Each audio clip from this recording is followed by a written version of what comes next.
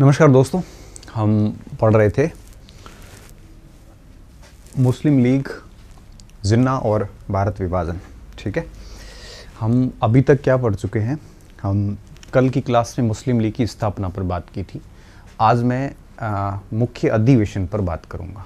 पृष्ठभूमि और स्थापना पे हम कल डिटेल से चर्चा कर चुके हैं और आज जो हम बात करेंगे वो करेंगे मुस्लिम लीग के मुख्य अधिवेशन।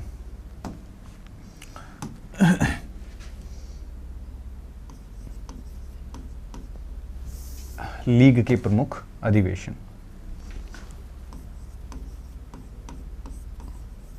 के प्रमुख अधिवेशन। ठीक है, अब देखिए अधिवेशन की अगर अपन बात करें तो मैं कुछ मुख्य अधिवेशन ही बताऊंगा। देखो 1907 से, क्योंकि 6 में जब स्थापना हुई थी तो उस साल तो कोई अधिवेशन हुआ नहीं। पहला अधिवेशन 1907 में हुआ कराची के अंदर। इस अधिवेशन में लीग का कॉन्स्टिट्यूशन तैयार किया गया मोहम्मद अली जोहार के द्वारा, जो कि अली बंधु था, उसके द्वारा इसका कॉन्स्टिट्यूशन तैयार किया गया, जैसे अपन ग्रीन बुक कहते हैं।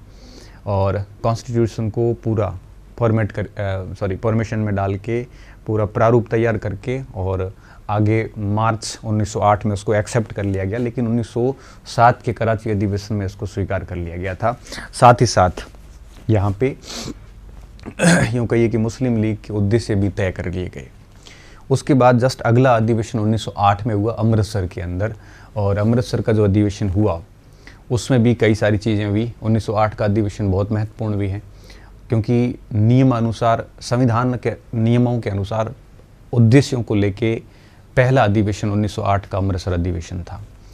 और उसके बाद में, क्योंकि 1908 के अधिवेशन में जो लीग ने सिफारिशें दी थी वो सारी सिफारिशें पार्लियामेंट अधिनियम में ली गई थी, वो हम भारत के संवैधानिक विकास में समझेंगे। फिर 1909 का अधिनियम हुआ जिसमें आगा खान ने अध्यक्षता की थी, इतना महत्वपूर्ण नहीं है। फिर 1913 के अंदर जिन्ना लीग का सदस्य बना। जिन्ना ने 1910 में लीग के सम्मेलनों में आना शुरू कर दिया था। 13 से जिन्ना लीग के सदस्य बने, यद्यपि जिन्ना स्टार्टिंग में मुस्लिम लीग की स्थापना के खिलाफ थे। जिन्ना ने बंगाल विभाजन का भी विरोध किया था, तो लीग की विचारधारा और जिन्ना की विचारधारा स्टार्टिंग में बिल्कुल नहीं मिल रही थी। रीज़न ये थे कि जिन्ना एक इंटेलेक्चुअल पर्सनैलिटी थे, एक बौद्धिक व्यक्तित्व थे, जबकि लीग के जो सदस्य थे ऑलमोस्ट सारे धार्मिक नेता थे, मौलाना थे और कट्टर इस्लामिस्ट जो होते हैं, एक प्रकार से जो पैन इस्लामिक की अवधारणा रखते हैं। पैन इस्लामिक मतलब पूरी दुनिया में इस्लाम का शासन हो, ऐसे लोग थे उसमें। ठीक है, तो इसलिए इनका वो एक ट्रेडिशनल थे, परंपरागत विचारधारा के थे, ये आधुनिक विचारधारा का था, तो बनती नहीं थी इनकी आपस में। लेकिन 1913 के बाद जैसे जैसे ये कांग्रेस के सम्मेलनों से मुस्लिम लीग के सम्मेलनों में आना शुरू हुआ, वैसे वैसे इसके विचार माइंडसेट अलग होना शुरू हुआ और 1921 में इसने कांग्रेस त्याग दी और उसके बाद खुले तौर पे काम करना शुरू किया। तो इस प्रकार कुछ 5 एक सम्मेलन हमारे लिए बहुत महत्वपूर्ण है इसकी। ठीक है, तो प्रमुख अधिवेशन की बात करेंगे तो हम 5 सम्मेलन कौन कौन से देखने वाले हैं। 7 का सम्मेलन, 8 का सम्मेलन, 9 का सम्मेलन, फिर 16 का सम्मेलन। 16 का सम्मेलन क्यों? क्योंकि 16 का सम्मेलन पहला ऐसा सम्मेलन था जब लीग और कांग्रेस का सम्मेलन एक साथ हुआ और इन्होंने मुस्लिम लीग और कांग्रेस के बीच में लखनऊ पैक्ट हुआ था और इन दोनों के बीच में तिलक और जिन्ना की एक प्रकार से प्रयासों से दोनों के बीच में एक समझौता करवाया गया। और 1916 से लेकर आगे 17, 18, 19, 20, 21 ये सारे कांग्रेस और लीग के सम्मेलन साथ में हुए, एक ही जगह पे हुए। ठीक है, फिर आपके लगभग 22-23 तक साथ में चलते रहे, फिर अलग होने शुरू हुए और फिर खाई बढ़ती गई। उसके बाद 1930 का सम्मेलन बड़ा महत्वपूर्ण है जब अल्लामा इकबाल ने अलग पाकिस्तान की योजना प्रस्तुत की। उसके बाद में 1940 का सम्मेलन इम्पोर्टेंट है जहाँ पर लाहौर प्रस्ताव आता है और लाहौर प्रस्ताव में जिन्ना ने एक प्रकार से 2 नेशन थियरी, पाकिस्तान एक देश के रूप में ऑफिशियली मांग उन्होंने रखी। और उसके बाद 1943 में मुस्लिम लीग का अंतिम अधिवेशन हुआ था। ठीक है, कई सारी घटनाएं हम 1885 से 1947 के अंदर पढ़ चुके हैं, और जिनको पढ़ चुके हैं उनका खाली मेंशन ही करेंगे, जिनको नहीं पढ़ा उनको अपन डिटेल से पढ़ेंगे। ठीक है, तो हम देखते हैं कि इस समय कौन कौन से सम्मेलन हुए, क्या क्या मेन उद्देश्य रखे गए। बात शुरू करेंगे हम 1907 के सम्मेलन से। ठीक है, अब देखिए अधिवेशन, ये प्रथम अधिवेशन की बात करते हैं। प्रथम अधिवेशन, ठीक है। अब देखिए प्रथम अधिवेशन में आपको क्या क्या ध्यान रखना है। सबसे पहली चीज़ कि इसका अधिवेशन स्थल था कराची में आयोजन, कराची में 1907 में आयोजन।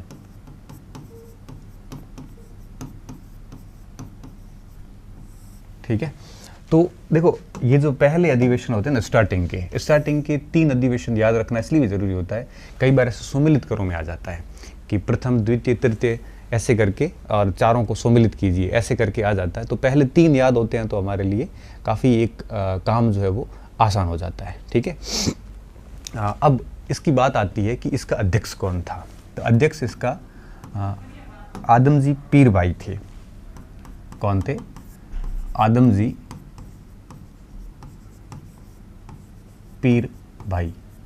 पूरा नाम इब्राहिम आदमजी पीर भाई था, और यह एक प्रकार से जो 35 सदस्य गए थे मिंटो से मिलने के लिए, तो उन 35 सदस्यों में यह व्यक्ति जो है ये शामिल था, और यह व्यापारिक प्रतिनिधियों के रूप में था। ये एक व्यापारी था। व्यापारियों को इसलिए लिया जाता था ताकि उसकी फंडिंग वगैरह हो सके।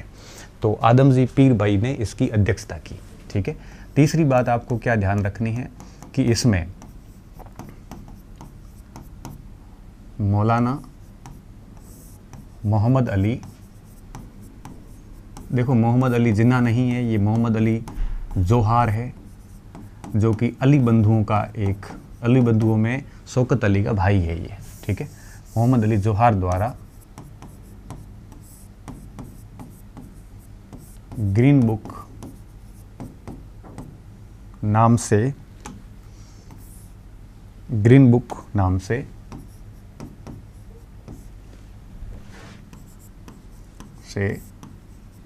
मुस्लिम लीग का संविधान तैयार किया गया।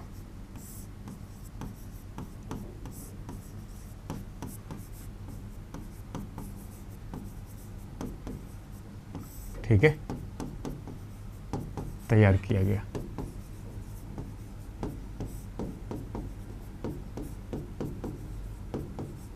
जिसे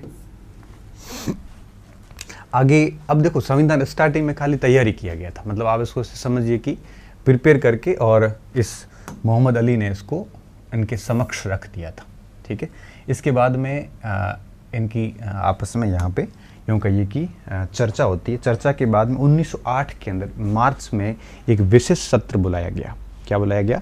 विशेष सत्र बुलाया गया, और इस विशेष सत्र के अंदर इन्होंने क्या किया, इसको स्वीकार कर लिया गया। इस अधिवेशन के अंदर, विशेष सत्र के अंदर मुस्लिम लीग के अधिवेशन को एक्सेप्ट किया, संविधान को एक्सेप्ट किया, और इसी संविधान के अंदर इसके मुख्य उद्देश्य भी लिखे हुए थे। ठीक है, तैयार किया गया। जैसे अलीगढ़ के विशेष सत्र मार्च 1908 में स्वीकृति मिली।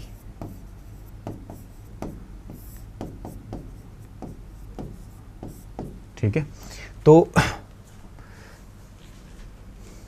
अब स्वीकृति मिली।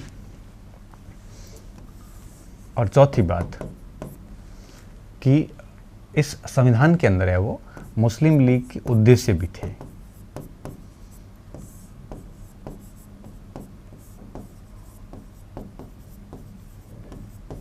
उद्देश्य भी तय किए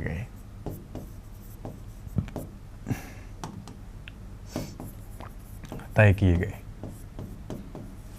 एक चीज आप ध्यान रखना इसमें, अगर संविधान का पूछे कि संविधान कहाँ तैयार किया गया था, संविधान किस अधिवेशन में तैयार हो गया था, तो कराची अधिवेशन में हुआ।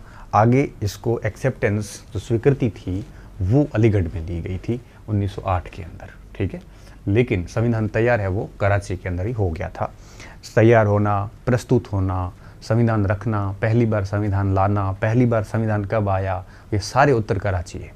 बस एक उत्तर जाएगा अलीगढ़ का कि संविधान को स्वीकार्यता कब प्राप्त हुई। ठीक है, अब लीग के 3 मेन उद्देश्य तय किए गए। मैं इसको उद्देश्यों को यहाँ लिख रहा हूँ। ठीक है, पहला उद्देश्य, ठीक है, ये उद्देश्य लिख रहा हूँ, तो आप 1 मिनट।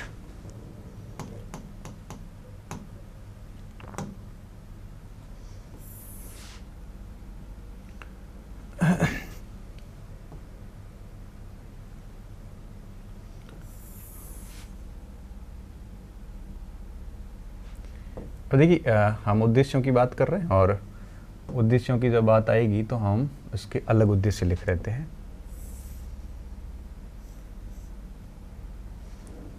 आप भी सोचोगे सर क्या टाइम खराब कर रहे हो, पर मुझे थोड़ा ठीक लग रहा है ये सब, तो है ना। अब टाइम तो क्या खराब होता है, आराम से पढ़ सकते हो आप। मुझे कोई ये कहता ना कोर्स जल्दी करवाओ, तो मेरे जैसे मैसेज को सर में सोट मारा हो किसी ने, इतना बुरा लगता ना मुझे। कोई ये कहता ना कि एक बच्चे ने कल मैसेज किया, सर कोर्स कब पूरा होगा। मैंने कहा बेटा आप सभी कह दो तो मैं 4 दिन में पूरा कर दूँ। बच्चा भी बड़ा स्मार्ट निकला, उसने कहा नहीं सर आराम से करो। तो क्यों पूछ रहा भाई, तो क्या सर वो तो मुझे पीपीटी प्रिंट करवानी थी। अच्छा, क्यों टेंशन लेते हो आप, क्योंकि आपके फर्स्ट ग्रेड की अगर अपन बात करें ना भाई, कॉलेज लेक्चर की तो भर्ती है नहीं, अभी आएगी उसके बाद, और अभी आने वाली है। कॉलेज स्कूल लेक्चर की बात करें तो उसमें 20 एक सवालों को छोड़ दें, क्योंकि मुग़ल के 4 एक सवाल मुग़ल के, क्योंकि संस्कृति तो पढ़ा रखी है ऑलरेडी, 4-5 एक सवाल सल्तनत के 10, और आधुनिक के 5-6 सवालों का मैटर, और कुल मिला के 20 एक सवालों का मैटर बाकी है। फर्स्ट सेकंड पेपर की बात कर रहा हूँ। 100 का तो हो चुका है आपका, लगभग 100 का हो चुका है। तो फिर आपको तो बस पढ़ना ही है, रिवीजन नहीं करना, और बड़े आराम से भर्ती आएगी। आप क्यों टेंशन ले रहे हो, मज़े से पढ़ते जाओ। अभी तो हुआ क्या है, अभी तो बच्चों की हालत ऐसी ख़राब होगी। आप तो बड़े भाग्यशाली लोग हैं जो पढ़ रहे हैं आराम से, नोट्स बना के। लोग पहली बार अब अध्ययन शुरू करेंगे और आप अपना रिवीजन करोगे, तब आपको महसूस होगा कि सर कितना सही कह रहे थे। कई लोग तो पौधों में ऐसे धंस जाएंगे कि ज़िंदगी भर बाहर नहीं निकल पाएंगे। परीक्षा तक तो डेफिनेटली निकल नहीं पाएंगे, ज्ञानी बन जाएंगे, परीक्षा पास नहीं हो पाएगी। कई लोगों के साथ ऐसी स्थिति आएगी, और कई लोग टेंशन में रह जाएंगे, पता नहीं भर्ती कब आती है, ऐसे पूछ में रह जाएंगे। कुछ बच्चे हैं जो अपना काम में लगे हुए हैं, किसी को कोई मतलब नहीं है भर्ती कब आ रही है, कितने पोस्ट आ रही है, कितने सवाल आएंगे, कोई मतलब नहीं है। अपना पूरा 100% बैच में दिया हुआ है। 12-12, 15-15 घंटे दिन में 6-6, 5-5, 6-6 वीडियो उठा के कर लेते हैं, और फिर 5-5, 6-6 वीडियो करेंगे तो फिर वीडियो तो पूरे बैच में 400 होंगे। 100 दिनों में काम बना देंगे। ये 3 महीने का काम है, 3.5 महीने का, 4 महीने कर लो। अप्रैल में कोई जुड़ गया है ना, तो अप्रैल, मई, जून, जुलाई में कोर्स पूरा कर देंगे। फिर उसके बाद रिवीजन नहीं करना, लिखे हुए नोट्स का रिवीजन महीने में 2 बार बड़े आराम से हो जाता है, खुद के हाथ से लिखे हुए हैं। तो उद्देश्यों की बात करता हूं मैं। सबसे पहले ब्रिटिश शासन के प्रति भक्ति भावना बढ़ाना।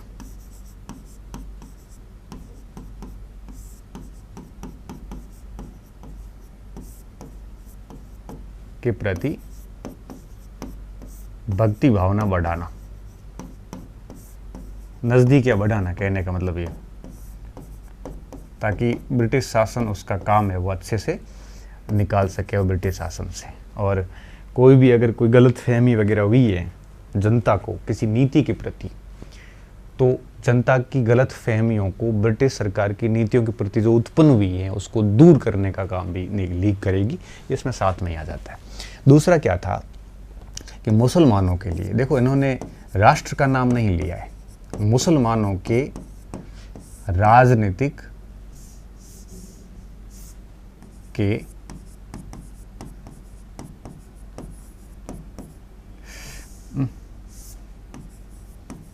राजनीतिक व अन्य प्रकार के अधिकारों, सामाजिक आर्थिक सभी प्रकार के अधिकारों की मांग व हितों की रक्षा। देखो, राष्ट्र के लिए इसमें कुछ नहीं है, बस इसमें हितों के बढ़ावे की बात है। मैं ये बात इसलिए कह रहा हूँ कि कई बार सवाल ऐसे आता है कि निम्नलिखित में से कौन सा मुस्लिम लीग का एक उद्देश्य था या नहीं था। फिर उसमें आता है कि बंगाल विभाजन का विरोध करना, कांग्रेस का विरोध करना, भारत की स्वतंत्रता के प्रयास करना, या भारत को डोमिनियन देश बनाना। ऐसे कई सारे विकल्प आते हैं। हम वहाँ से वो हमारे मन को कंट्रोल नहीं कर पाते और उतर कर बैठते हैं वहाँ पे, क्योंकि परीक्षा हॉल में जनरली दिमाग अलग दौड़ता है, दिल अलग दौड़ता है। मन कह रहा है ये उत्तर है, दिमाग कह रहा है वो उत्तर है। हम मन के साथ जाते हैं जो अक्सर गलत होता है, क्योंकि इसकी बात सुन के अगर आप आगे बढ़ोगे ना तो मामला आगे जाके चौटीले होने वाला है। आप यहाँ से सोच के आगे बढ़ोगे, निश्चित रूप से फ़ायदा होने वाला है। ठीक है, मस्तिष्क बहुत मजबूत होता है, कमज़ोर निर्णय नहीं ले सकता। इसलिए इन्होंने परीक्षा में आपको जाके ऐसे निर्णय ना लो। इसलिए मैं ये बात आपको बार बार हाईलाइट करके बता रहा हूँ कि ब्रिटिश शासन के प्रति भक्ति भावना और मुसलमानों के लिए विभिन्न प्रकार के अधिकारों की मांग। और तीसरी जो मेन बात थी वो ये थी कि आपके जो एक सद्भावना है, हारमोनी, कम्युनल हारमोनी जिसे आप कह सकते हो, कि हिंदुओं और मुसलमानों के बीच में एक सामाजिक सद्भावना या सांप्रदायिक सद्भावना बनाए रखना, ताकि कोई एक प्रकार से आपस में कोई दंगे वगैरह ना हो। और ये सामाजिक सद्भावना हो सक जहाँ तक संभव हो बना के रखना। पर ऐसा नहीं हो कि सद्भावना के नाम पर हम हमारे अधिकारों को मारे, ऐसा पॉसिबल नहीं है। तो अधिकारों को प्रथम दृष्टि पे रखना है और सद्भावनाओं को, सामाजिक सद्भावनाओं को, सांप्रदायिक सद्भावनाओं को दूसरे स्थान पे रखा गया। तो इसको अपन कुछ ऐसे शब्दों में लिख सकते हैं कि उपरोक्त उद्देश्यों, उपयुक्त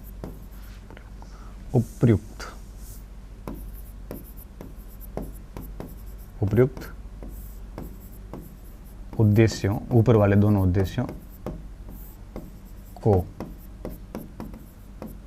बिना हानि पहुंचाए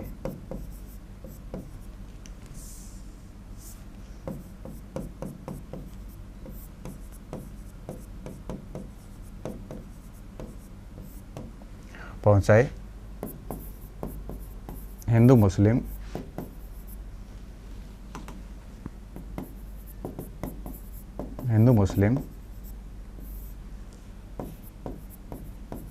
संप्रदाय के मध्य सद्भावना बनाए रखना।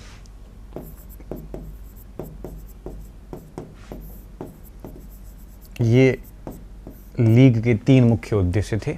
ठीक है, और ये प्रथम अधिवेशन की बातें हैं, और ये उद्देश्य भी 1908 में ही एक प्रकार से एक्सेप्ट हुए संविधान के साथ में। ऐसे कोई पूछता नहीं उद्देश्य कब हुए, या थोड़ा संविधान का पूछ लेते हैं। ठीक है, तो अब ये प्रथम अधिवेशन की बात हो गई। अब हम आते हैं दूसरे अधिवेशन पे। आप इसको लिख लो आराम से।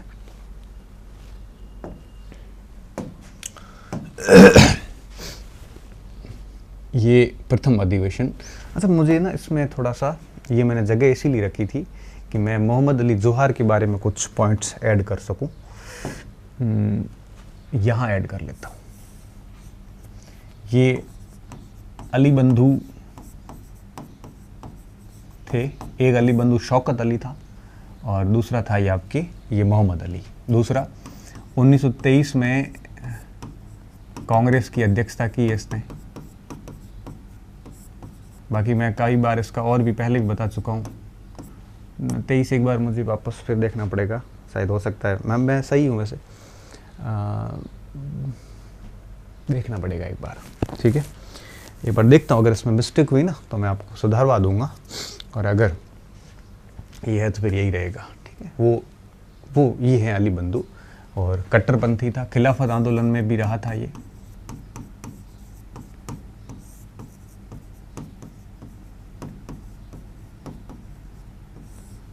ठीक है, खिलाफत आंदोलन में भी रहा था। और इसके अलावा फिर आपको ही पता होगा कि जो गोलमेज सम्मेलन हुए वहाँ पे भी गया था, वो मैंने गोलमेज सम्मेलन में आपको बहुत बढ़िया तरीके से है वो समझा रखा है। ठीक है, तो ये बात होगी इसकी। अब मैं बात करता हूँ दूसरे अधिवेशन की।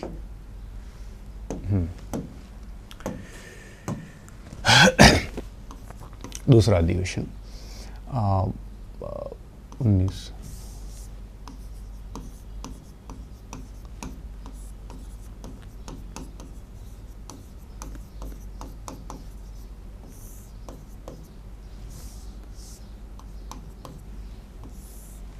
ठीक है। अब देखो दूसरा अधिवेशन कहाँ पे हुआ। दूसरा अधिवेशन, अब इसमें हम क्या क्या पॉइंट देखेंगे। 1908 में अमृतसर में आयोजित।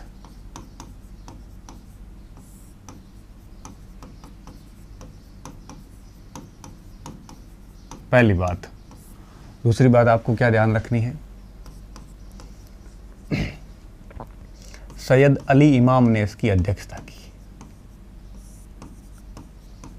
इसकी अध्यक्ष स्टार्टिंग में सारे इमाम, मौलाना ये सब भी थे, मैंने कट्टरपंथी लोग थे ये सब। सैयद अली इमाम ने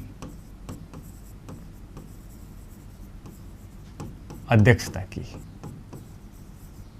ठीक है। तीसरी बात,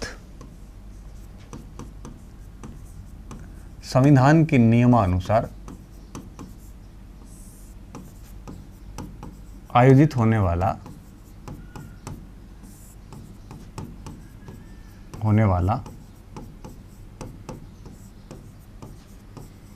पहला सम्मेलन।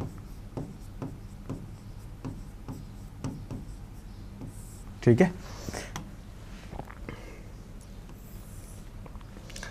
और खास बात देखिए, अमृतसर में आयोजित हुआ था। और सबसे इंटरेस्टिंग बात क्या थी इसमें कि जो आगा खान है इनको स्थायी अध्यक्ष बनाया गया। इसमें आगा खान को, किसको, आगा खान तृतीय को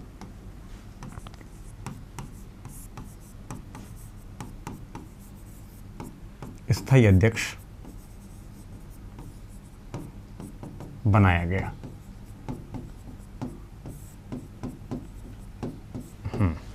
ठीक है।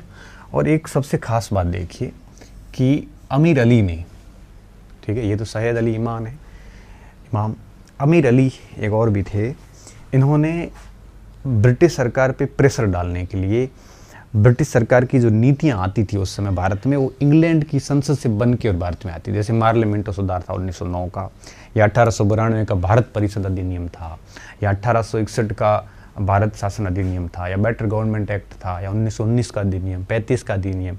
ये सारे ब्रिटिश पार्लियामेंट में पारित होते थे और फिर इंडिया में आते थे, लागू यहाँ पे होते थे, और ये वायसराय लोग लागू करते थे इसको। तो जनरली क्या होता था कि कांग्रेस ने भी अपनी एक ब्रांच के रूप में अपने कुछ इंटेलेक्चुअल को लंदन में बिठा रखा था, जो ब्रिटिश सदस्यों पे, पार्लियामेंट पे, जनता के माध्यम से, मीडिया के माध्यम से उनके ऊपर प्रेशर बनाते थे ताकि वो अपने हितों के अनुरूप नीतियां बना सके। तो दादा भाई नौरोजी वगैरह वहाँ पे होते थे। आपको कई सारे नाम आते हैं जहाँ पे लंदन में बैठे बैठे वो लोग वहाँ प्रेशर बनाते थे। Shyamji Krishna Varma home rule society के जरिए हॉस्टल खोल रखा था पूरा उन्होंने। तो ये लोग वहाँ पे क्या करते थे, ऐसा प्रेशर ऐसा उस हिसाब से बनाते थे कि उनके हितों के अनुरूप नीतियाँ बन सके। तो सैयद अमीर अली ने क्या किया, उसके नेतृत्व में लंदन के अंदर मुस्लिम लीग स्थापित किया गया 1908 के अंदर, जिसका उद्देश्य था कि इंग्लैंड में बैठ के मुस्लिम हितों के अनुरूप नीतियाँ बनवाना था। यद्यपि ध्यान ये भी रखना है आपको कि लंदन की जो मुस्लिम लीग थी वो भारतीय मुस्लिम लीग, जो ये मुस्लिम लीग बनी, इसकी ब्रांच नहीं थी, इस ब्रांच नहीं थी बल्कि वो स्वतंत्र मुस्लिम लीग था। ठीक है, कई किताबों ने ब्रांच लिखा है तो आप थोड़ा ध्यान रखना है इसका। तो ये बात तो होगी यहाँ पे। तो हम यहाँ पे अभी क्या लिखने वाले हैं, हम यहाँ पे लिखेंगे कि जो सैयद अमीर अली थे उन्होंने 1908 के अंदर वहाँ पे है वो मुस्लिम लीग की स्थापना की। ठीक है, सैयद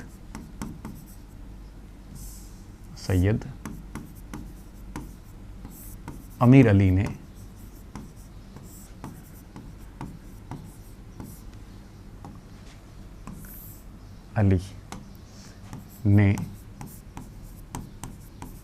लंदन में इसी वर्ष, मतलब इसी वर्ष स्वतंत्र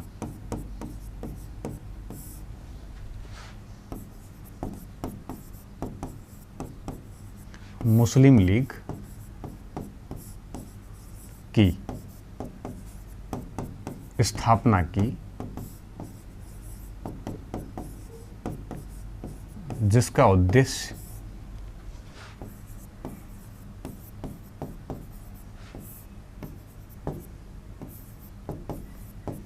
मुस्लिम हितों के अनुरूप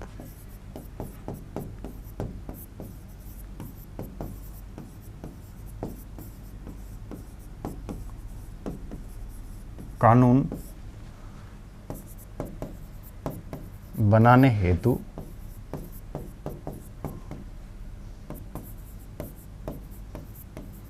ब्रिटेन में रहकर शासन पर दबाव बनाना था।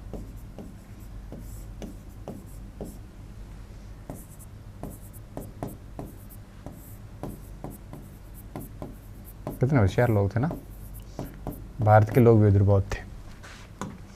ये जगह खाली क्यों रखी है? ये इसलिए रखी है कि यह पहला व्यक्ति था जो वायसराय की प्रीवी काउंसिल थी, प्रीवी परिषद जो थी, उसका विधि सदस्य बना था और ताउम्र विधि सदस्य बना रहा सैयद अमीर अली। तो काफ़ी बड़ा नाम था उस समय मुस्लिम सोसाइटी के लिए लंदन के अंदर, तो इस बात का भी ध्यान रखना है।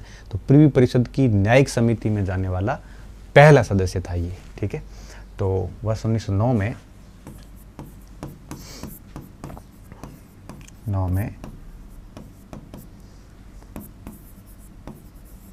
प्रीवी परिषद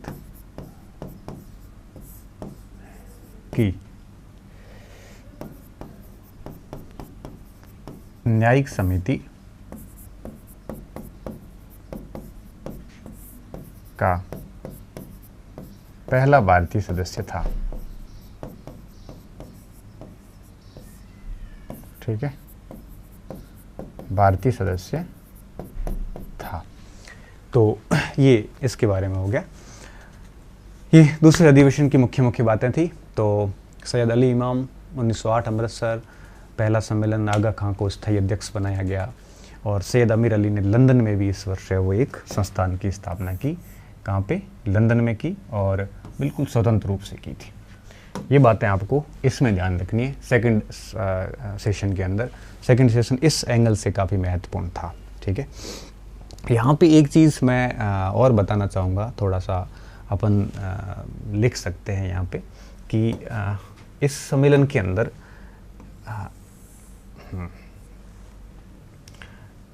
बंगाल विभाजन का समर्थन किया गया था।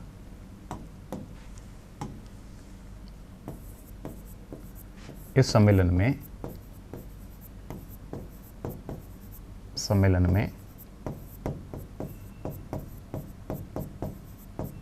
बंगाल विभाजन का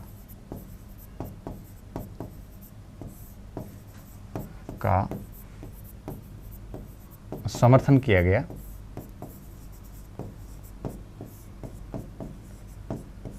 ठीक है, कांग्रेस की जो बंगाल विभाजन की प्रति जो नीति थी, कांग्रेस की नीति की आलोचना की गई।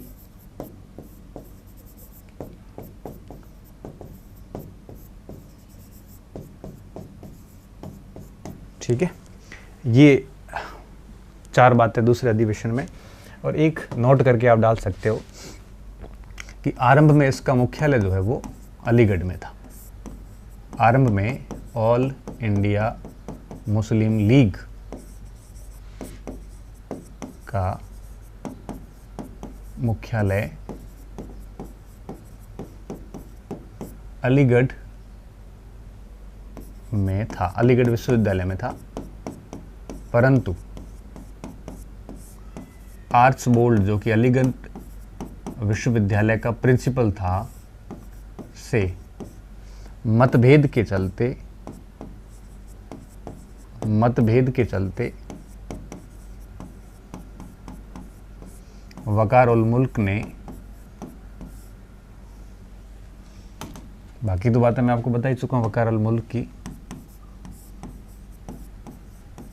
मुल्क ने हेडक्वार्टर लखनऊ स्थापित किया।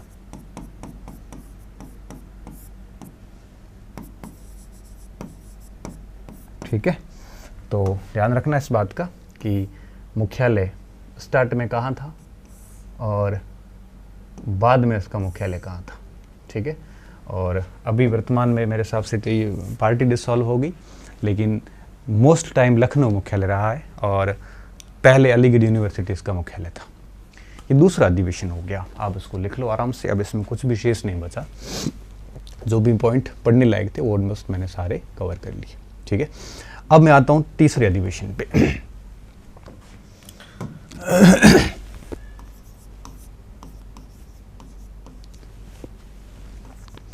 तीसरा अधिवेशन सिर्फ इसलिए इंपॉर्टेंट है कि इसका अध्यक्ष महत्वपूर्ण था, और तीसरा है तो फिर हमें ध्यान रखना जरूरी भी है।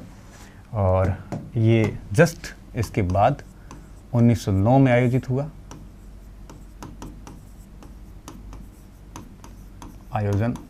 और दिल्ली में आयोजन हुआ।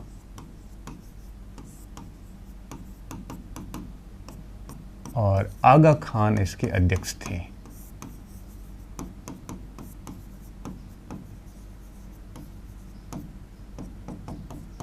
बस आगा खान के कारण हम इसको याद कर रहे हैं, और आगा खान वही तृतीय। बाकी याद करने के पीछे कारण ये भी है कि पहले 3 याद रखने ज़रूरी भी है, चौथे की ज़रूरत नहीं है हमें। ठीक है, अब इसके बाद में हम आते हैं 9वें सम्मेलन के ऊपर। 9वां सम्मेलन, ठीक है, 9वां सम्मेलन बहुत महत्वपूर्ण है, और इसके पीछे रीज़न क्या है? इसके पीछे साफ रीज़न है कि 9वां सम्मेलन हुआ है आपके 1909 में आयोजित, 1916 में आयोजित, 16 में लखनऊ में आयोजन, और अध्यक्षता मोहम्मद अली जिन्ना, जोहार मत करना है ना, मोहम्मद अली जिन्ना ने की। ठीक है, मोहम्मद अली जिन्ना ने की थी, पहली बात। दूसरी बात इसमें क्या ध्यान रखनी है कि इस अधिवेशन में लखनऊ समझौता हुआ। ये लखनऊ समझौता मैं बहुत अच्छी तरीके से आपको पढ़ा चुका हूँ, कहाँ पे आपको याद होगा। ठीक है, इस अधिवेशन में लखनऊ समझौता हुआ, जिस पे मैं ज़्यादा डिटेल में बात नहीं करूँगा। अब 1916 का लखनऊ समझौता, अमरुल लीग और लखनऊ अलग वीडियो बना हुआ है। 1885 से 1947 के अंदर लखनऊ समझौता हुआ।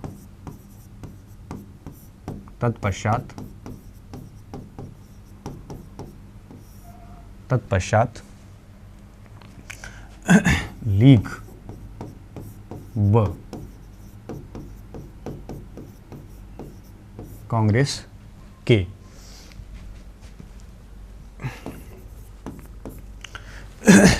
लीग व कांग्रेस के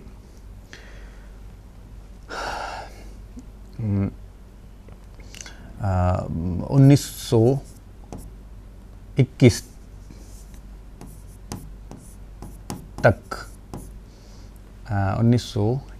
तक के अधिवेशन जो है वो साथ साथ ही हुए थे।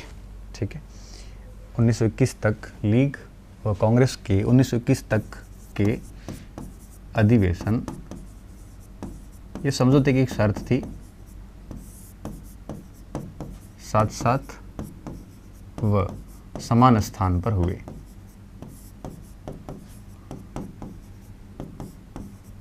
मतलब जैसे वो नागपुर में होगा तो वो भी नागपुर में, कलकत्ता में तो वो भी कलकत्ता में, ठीक है, समान स्थान पर आयोजित हुए।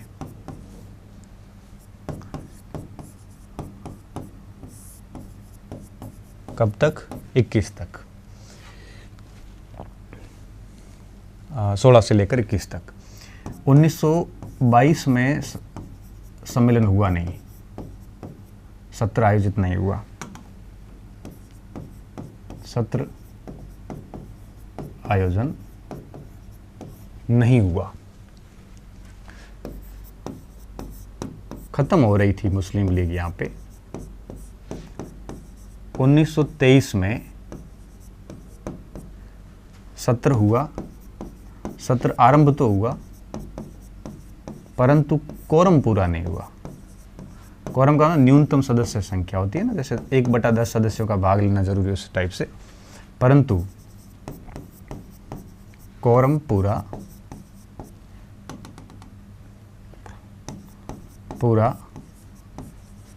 नहीं होने के कारण स्थगित करना पड़ा, होने के कारण सत्र स्थगित कर दिया गया, स्थगित किया गया, स्थगित किया गया, ठीक है, किया गया। और सबसे खास बात देखिए, सत्र स्थगित किया गया। 1924 में जिन्ना ने इसका पुनर्गठन किया। 1924 में मोहम्मद अली जिन्ना ने जिन्ना की अध्यक्षता में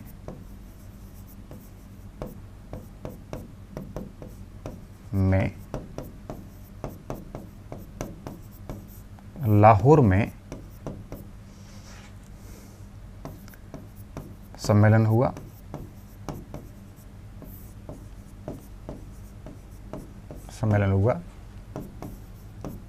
जिन्ना ने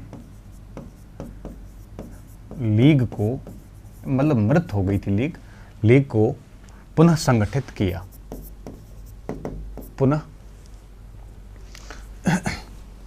पुनः संगठित किया।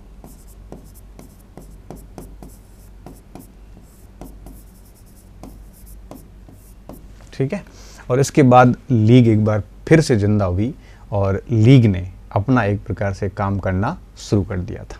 ठीक है, ये अपने आप में एक बहुत बड़ी बात थी, क्योंकि इससे पहले लीग जो है 22 तक ठीक थी, लेकिन जैसे जैसे आपके खिलाफत आंदोलन ख़त्म होता जा रहा था वैसे वैसे इसका मामला भी आपके ठप होता जा रहा था। ठीक है, ये अपने आप में एक बहुत बड़ी बात थी। और अब क्या हुआ, अब आपके 1924 में ये सब हो गया, फिर आगे जो 1930 का अधिवेशन होगा ये बड़ा महत्वपूर्ण है। लेकिन उससे पहले मैं चाहता हूँ कि थोड़ा सा जिन्ना के बारे में अपन कुछ बात करें। ठीक है, एक्स्ट्रा बात करें। ठीक है, अब कुछ मेन तथ्य तो मुझे लगता है कि आपको जिन्ना के बारे में जानने चाहिए, तो कुछ तथ्य मैं लिखता हूँ जिन्ना के बारे में।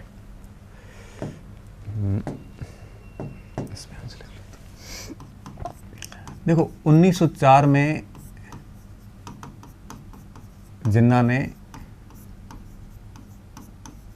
पहली बार कांग्रेस सत्र में भाग लिया।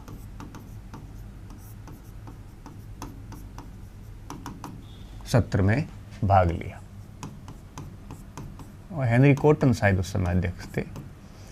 ठीक है, 1906 में दादा भाई नौरोजी के सचिव रहे। बाकायदा दादा भाई का इन्होंने भाषण भी लिखा। ठीक है, भाषण भी लिखा। और फिर बंगाल विभाजन को भारी भूल बताया था। विभाजन को भूल बताया, भारी भूल बताया था। वह मुस्लिम लीग की स्थापना की आलोचना की। स्थापना की आलोचना की।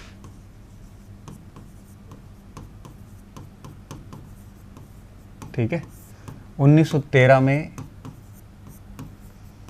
लीग का भी सदस्य बना।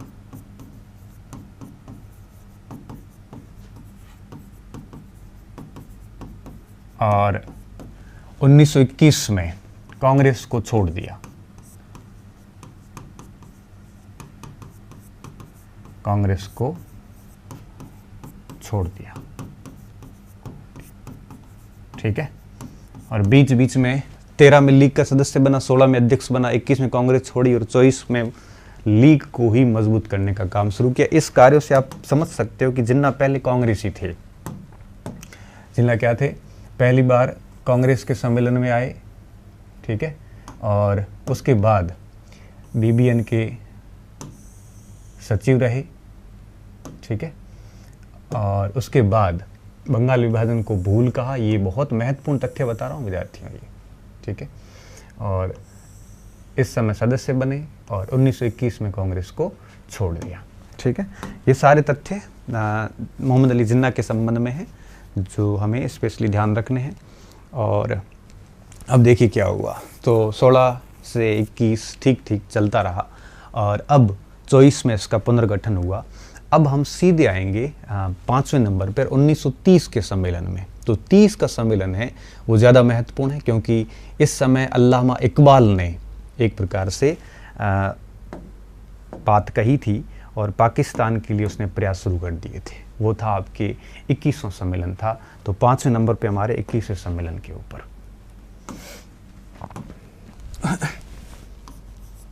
ठीक है। 21वां अधिवेशन।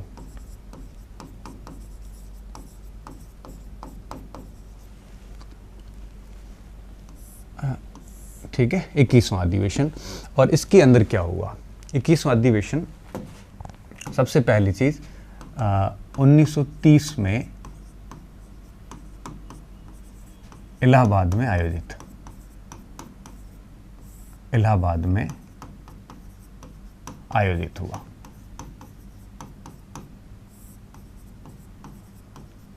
पहली बात। दूसरी बात,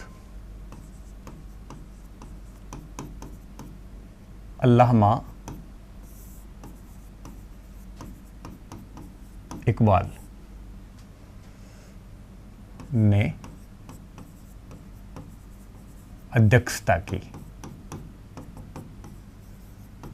और तीसरी और सबसे महत्वपूर्ण बात, इकबाल ने यहाँ पर, इकबाल वही जिसने सारे जहाँ से अच्छा हिंदुस्तान कविता लिखी जो इत्तेदाक नामक पत्रिका में 1904 में प्रकाशित हुई, बंगे दर्रा नामक पुस्तक लिखी 1924 के अंदर, और म्यूनिक जर्मनी इंग्लैंड से पीएचडी होल्डर था, बहुत ही ब्रिलियंट व्यक्ति था।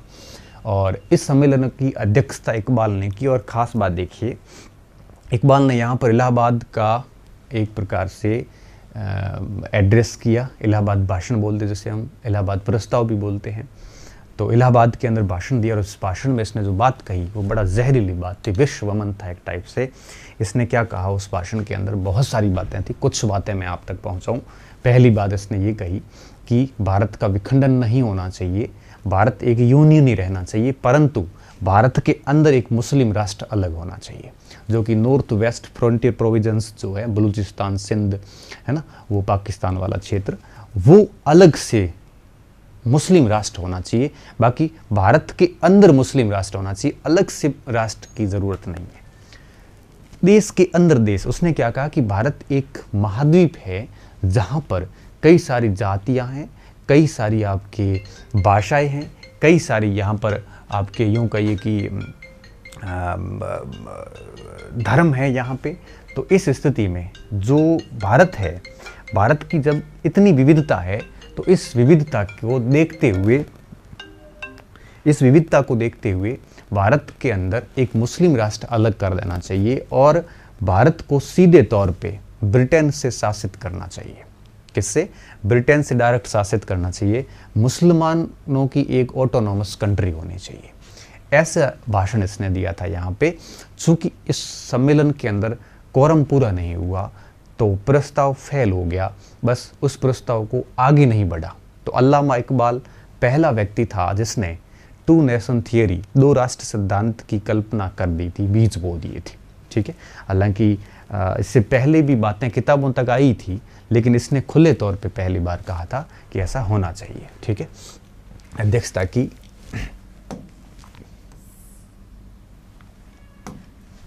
इसने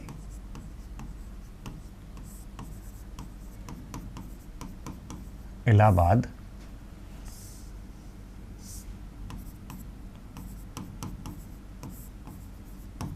का भाषण दिया, जिसमें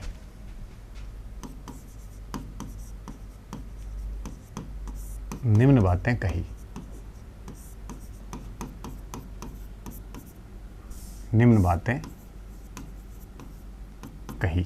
ठीक है, अब इस भाषण के अंदर जो सबसे पहली बात हम पढ़ेंगे वो ये पढ़ेंगे कि एक पाकिस्तान होना चाहिए, मतलब अखंड भारत का विभाजन नहीं होना चाहिए। देखो मैं इसको पॉइंट टू पॉइंट लिख लेता हूँ एक एक को।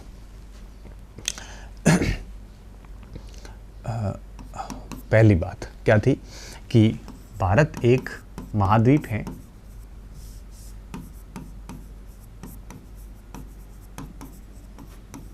महाद्वीप है जिसमें कई सारे धर्म, प्रजातियां व भाषाएं हैं। ठीक है, अतः इसका विखंडन नहीं होना चाहिए और इसकी सरकार भी नहीं होनी चाहिए, और इसकी सरकार भी नहीं होनी चाहिए, ब्रिटेन से शासित हो।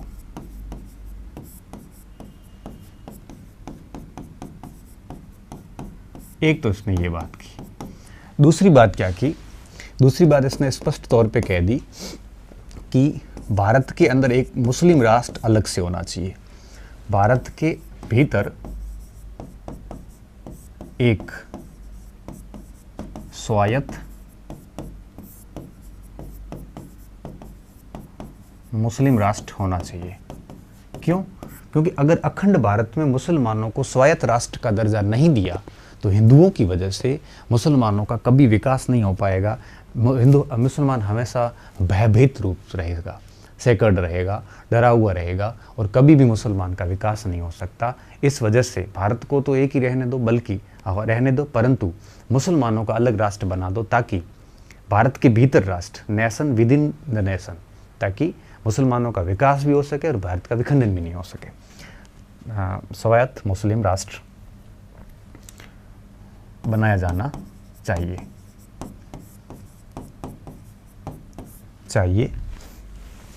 जिसमें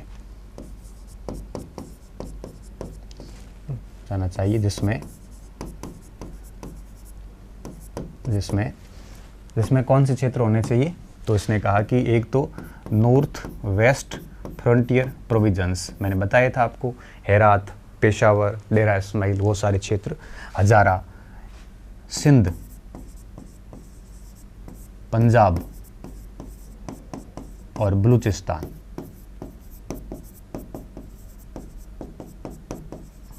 ये 4 क्षेत्र होने चाहिए। इन 4 क्षेत्रों से मिलकर ये एक प्रकार से यूं कहिए कि बनना चाहिए, एक अलग पाकिस्तान, मुस्लिम राष्ट्र बनना चाहिए। अभी तक पाकिस्तान जैसा नाम है वो नहीं आया था। ठीक है, तो ये मुस्लिम राष्ट्र के भाग होंगे, ऐसा इसने कहा था।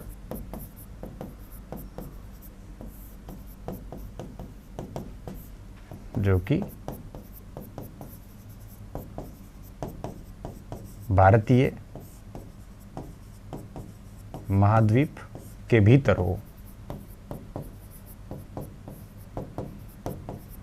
ठीक है, अब देखिए विद्यार्थियों, इस पूरी बात के जरिए हम इस निष्कर्ष पर पहुंचते हैं, चूंकि यह प्रस्ताव इसलिए निष्प्रभावी हुआ, इसलिए निष्प्रभावी रहा कि इस सम्मेलन में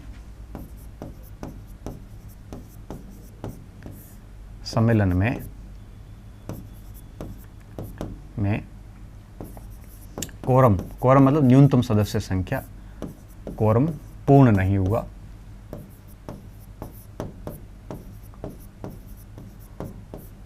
परंतु टू नेशन थियरी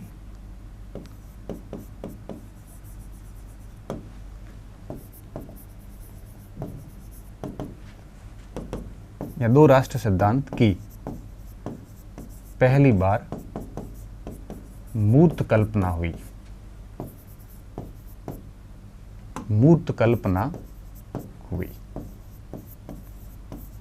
ठीक है, ये तो बात होगी इसमें। अगर इकबाल के अंदर थोड़ा सा और पढ़े हम, तो इकबाल ने इसने तराना ए हिंद लिखा था। इसे सारे जहां से अच्छा हिंदुस्तान कहते हैं हम। ये इत्तेदाक पत्रिका में 1904 में प्रकाशित हुआ था। और दूसरा बांग ए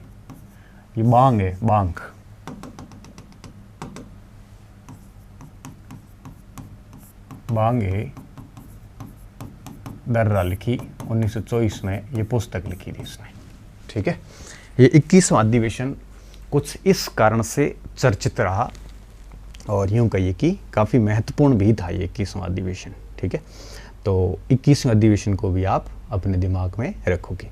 अब आगे क्या हुआ? 1930 की बात हो गई। अंतिम अधिवेशन 1943 में हुआ। ठीक है, अब मैं छठे बिंदु पे आ रहा हूं। देखिए,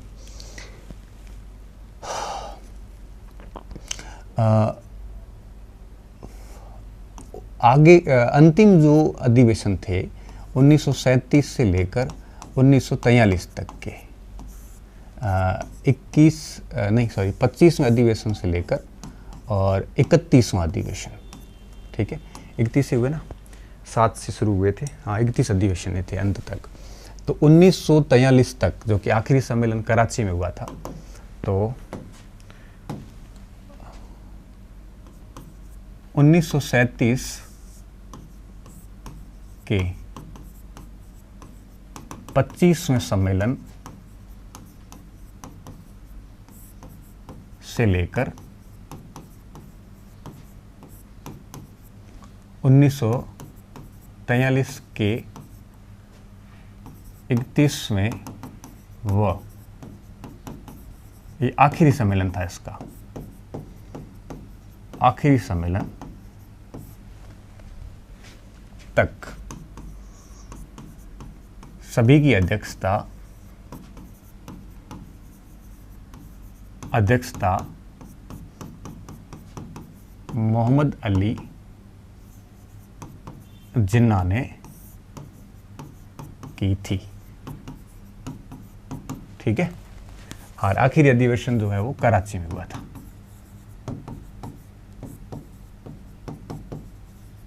आखिरी अधिवेशन कहाँ हुआ? कराची में हुआ। कराची में हुआ। और उसके बाद अधिवेशन नहीं हुए, और फिर जिन्ना बहुत ज़्यादा एक्टिव हो गए थे, तो सम्मेलन इतना ही है इसके। अब कल का जो हमारा लेक्चर होगा आगे का, उसमें हम जिन्ना की भूमिका देखेंगे अब आगे। क्यों? क्योंकि अब लीग का नाम रह गया था और मेन काम जिन्ना के पास में आ गया था। ठीक है, कब के बाद? 1937 के बाद। 37 क्यों ले रहे हैं? चुनावों के बाद 1937 के जो चुनाव हुए थे वहाँ से हम बात शुरू करेंगे। और 1937 से लेकर आगे जितने भी सम्मेलन हुए, इन सारे सम्मेलनों में अब जिन्ना जो है वो आपके सबसे अग्रिम पंक्ति में रहने वाला है। ठीक है, तो अब नेक्स्ट क्लास में हम क्या देखेंगे?